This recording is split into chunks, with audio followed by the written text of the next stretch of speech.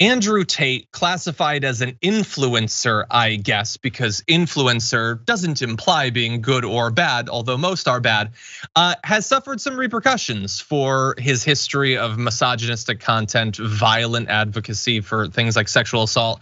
He has now been banned from Facebook, Instagram, and YouTube for violating their hate speech guidelines. Google, which of course owns YouTube, told the BBC, "We terminated channels associated with Andrew Tate for multiple violations of our community guidelines and terms of service, including our hate speech policy." Now, that said, while he has been banned from these platforms, that does not mean that his content is not on those platforms. Media Matters has been following TikTok, which he had been banned a little bit longer ago in, and his videos are still widely circulating on TikTok because of fan accounts. And these are not sophisticated ways of faking it. These are fan accounts that are named after him, that only spread his content and do so to many, many followers. It is indistinguishable from him doing it himself. In fact, in reach, it might end up seeing more people considering how many of them there are. And so that content continues to be available. Now, TikTok says misogyny is a hateful ideology that is not tolerated on TikTok. But again, the content is still there. So we're gonna have to see. Now, if you're not familiar with him, he initially gained notoriety, saying that women should bear responsibility for being sexually assaulted. He has called himself absolutely a misogynist. He says, "I'm a realist, and when you're a realist, you're sexist. There's no way you can be rooted in reality and not be sexist." That is, like, for a dumb person, that's a philosophical way to defend how psychologically and emotionally broken you are. So good kudos to him on that.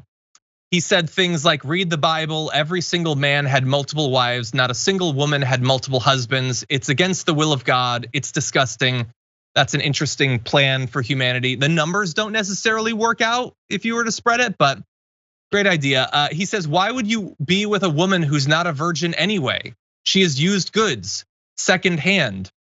Which is like a real way to tell on yourself that you've never had sex with the same woman twice, that they've never apparently wanted a second round with you if you've never been with someone who hadn't been used. These guys are inherently dumb. Even if what they're trying to sell to their audience is that they're savvier and smarter than these other stupid beta males, they tell on themselves so readily. Anyway, we're gonna give you more, including some video, but Yaz, I wanted to get your initial reaction to this. It's just also dumb, right? Like I think people who are racist, people who are misogynists, like whatever they choose to be, it's always rooted in like very, very deep ignorance. And it's always laughable to me if like, somebody is white and thinks that they're better than me because I'm not white. It's like, really, you think you're better? Like, you think I want to be you, for a misogynist? You think women want to be men in this world? Like, you guys are terrible too. We're terrible. Everyone is terrible on this planet, right? We're all human beings, and that's what it is. No one's better or worse than the other ones. And then it's weird that he clings to the Bible as his explanation of what the world is or should be, as if he is this very, very moral person. He's a self-proclaimed misogynist, and he doesn't see any problem with that. And the problem with people like that having a platform, and it's good that he's down, but there's so many others that have not been targeted the way that he has. But the problem with him being out there, people who just say things to get a reaction, is that it plants things in people's minds and say, "Oh, well, I've always kind of felt that, but I wasn't sure, and it wasn't socially acceptable, and I thought I was wrong, and I thought that was something I had to deal with. But no, there's somebody else out there who feels the same way. So maybe I'm justified in the way that I choose to perceive the world, and the people in it." And so ideally, you would have some kind of balance of perspectives in the world, but it's really obvious the ones that are dangerous to entire groups of people and should not be celebrated and should not be platformed.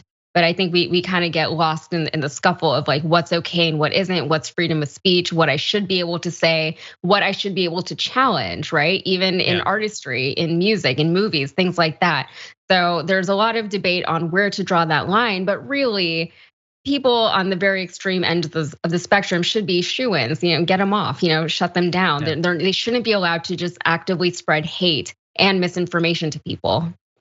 Yeah, and look, when a social media platform like this finally acts for someone who's absolute garbage, this is an opportunity for people trying to court a right-wing audience to immediately start talking about like, "Oh no, they're being canceled. Oh no, how could they do this? It's free speech." First of all, He's not being banned from anything by the US government. It's not a constitutional thing. He doesn't live in the US anyway. And by the way, these corporations which own these platforms get to decide if they want their platform to be associated with violent misogyny. If you say they cannot block Andrew Tate, then what you're saying is they have to allow him and inevitably the many copycats that will come to advocate for things like rape, ownership of women and stuff like that. If you feel like corporation, it's amazing the people that would say that, of course, don't think that there should be regulations on corporations when it comes to emissions, but they should be forced to have violent misogyny on their platform. Makes no sense whatsoever. Let's play very briefly a bit of this mashup we've got. Stop, you cannot give up.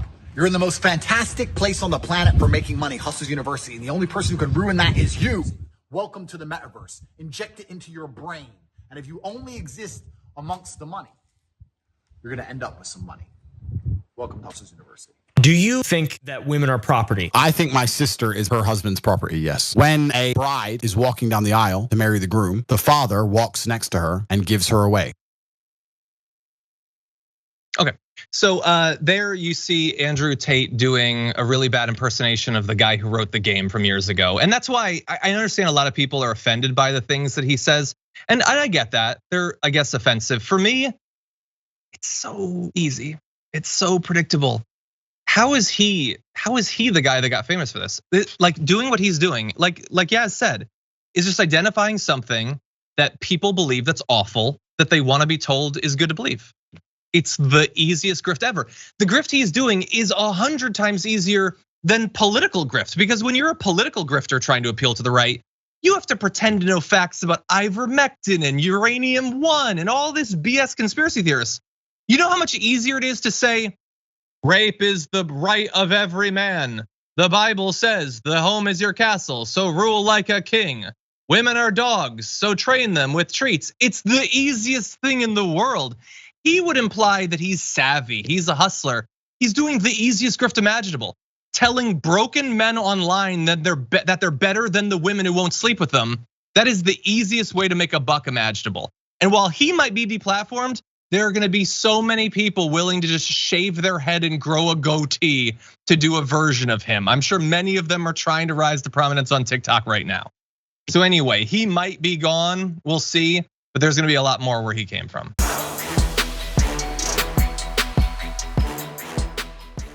Check out the Damage Report podcast each day, wherever you get your podcasts, whether Pocket Casts or Stitcher or iTunes. You can join me as I give you the news and stories you want, with a range of co-hosts and interview guests jumping in on the fun each day. Again, that's the Damage Report, wherever you get your podcasts. And if you get them at iTunes, don't forget to rate and review. Sometimes I'll read them live on the show.